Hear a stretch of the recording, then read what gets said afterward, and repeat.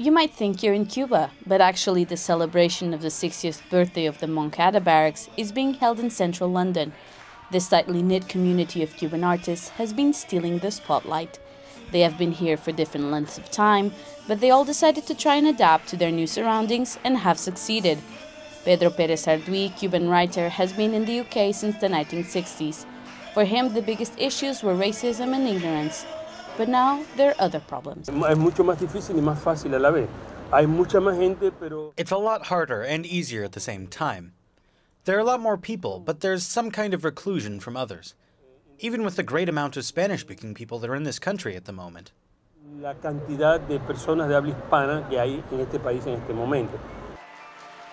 Cuban art has always inspired curious looks and interest, and that may be why these artists stand out from other nationalities.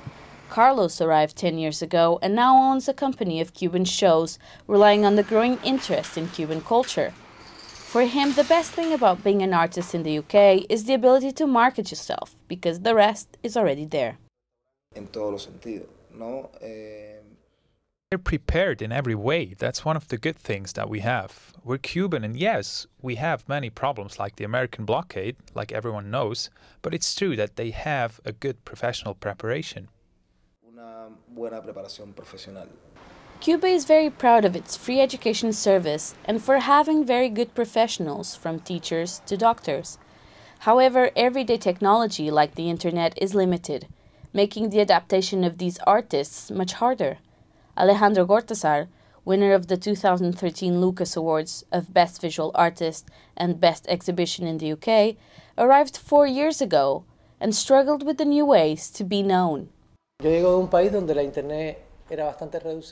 I come from a country where the internet was very limited. The use of online images was something that didn't exist for me. And I wouldn't have any use for it because where I worked and the clients I had, from a commercial perspective, that I acquired when developing my work, were mainly mouth to mouth.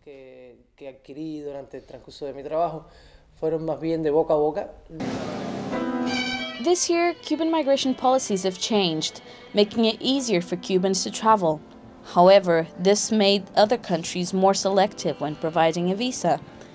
Therefore, if a person isn't married to a foreigner or has special authorization from the government, it's still hard to travel around the world.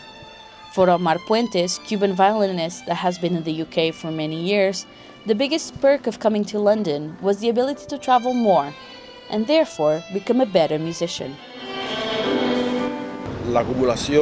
The assimilation of different cultures creates a new product, but like I said before, without losing your roots. Artists are very valued in Cuba, especially for their link with the tourism industry. An artist is usually very well paid, more than a doctor would be.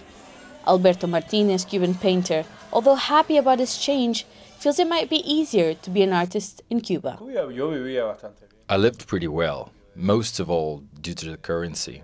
I mean, my work compared with the prices I charge now was very cheap, but with what I would get in Cuba, it was a good salary. You could live, and I had a good lifestyle. The Cuban consulate states the easiest way to adapt and develop a Cuban artist's name in the UK is to register with them.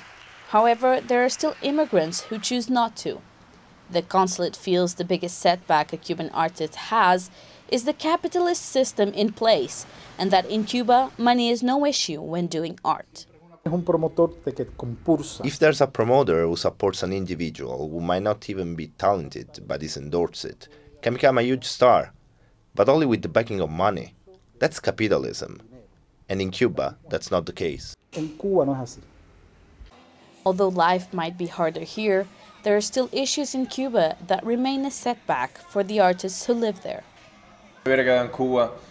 If I had stayed in Cuba, maybe I wouldn't be painting things like this, because I use good quality paint and brushes that sometimes are hard to get. However, having a broader audience also means it's harder to reach them. Even with a gallery and a studio, Alejandro Gortázar still feels there's a downside to leaving the comfort of Cuba and opening up to an audience that may never find you. It's hard for people in this society to acknowledge your existence and get to know your art. For some, it makes no difference in what era they came to the UK. The real problem lies in not knowing where you're going. Because I knew Great Britain before I was here. But other people come with a lot of ignorance. Therefore, they get surprised about the weather, at the temperature we have today. It's like we're in the Caribbean.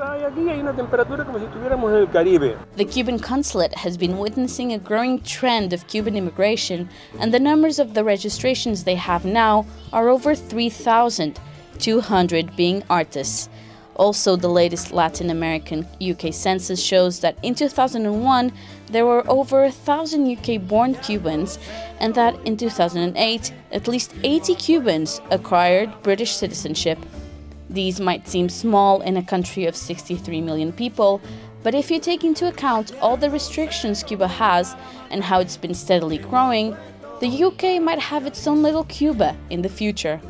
This is Laura Cojo for CT News International.